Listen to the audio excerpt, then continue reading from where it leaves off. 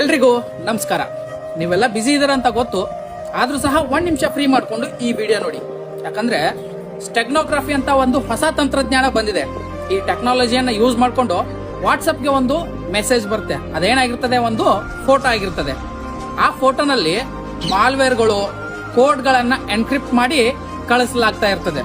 So ನೀವೇನಾದ್ರೂ ಅದನ್ನ download ಮಾಡಿದ್ರೆ ಸಾಕು, ಯಾವುದೇ OTP ಬೇಕಿಲ್ಲ, ಪಿನ್ ನಂಬರ್ ಬೇಕಿಲ್ಲ, ಡೈರೆಕ್ಟ್ ನಿಮ್ಮ ಮೊಬೈಲ್ ಹ್ಯಾಕ್ ಆಗುತ್ತೆ, ನಿಮ್ಮ ಅಕೌಂಟ್ ಬ್ಯಾಲೆನ್ಸ್ 0 ಆಗುತ್ತೆ.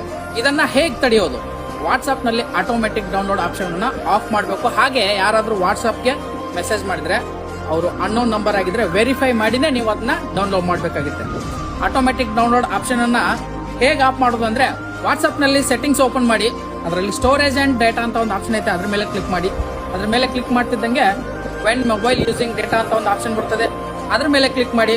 ಅಲ್ಲಿ ಫೋಟೋಸ್, ವಿಡಿಯೋಸ್, ಡಾಕ್ಯುಮೆಂಟ್ಸ್ ಅಂತ ಇವೆಲ್ಲ ಆಪ್ಷನ್ ಇರ್ತವೆ. ಇದನ್ನೆಲ್ಲ ಡಿಸೇಬಲ್ ಮಾಡಿ ಓಕೆ ಕೊಡಿ. ಇದರಿಂದ ಆಟೋಮೆಟಿಕ್ ಡೌನ್ಲೋಡ್ ಆಗೋದು ಸ್ಟಾಪ್ ಆಗುತ್ತೆ. ಇದರಿಂದ ನೀವು ಬಚಾವ್ ಆಗ್ತೀರಾ. ಜವಾಬ್ದಾರಿಯುತ ನಾಗರಿಕರಾಗಿ ಸಮಾಜದ ಜಾಗೃತಿಗಾಗಿ ಎಲ್ರಿಗೂ ಈ ವಿಡಿಯೋನ ಶೇರ್ ಮಾಡಿ. ಹಾಗೆ ನಾನು ಕೊಟ್ಟಿರೋ ಮಾಹಿತಿ ನಿಮಗೆ ಇಷ್ಟ ಆಗಿದ್ರೆ ಫಾಲೋ ಮಾಡಿ. ಧನ್ಯವಾದಗಳು.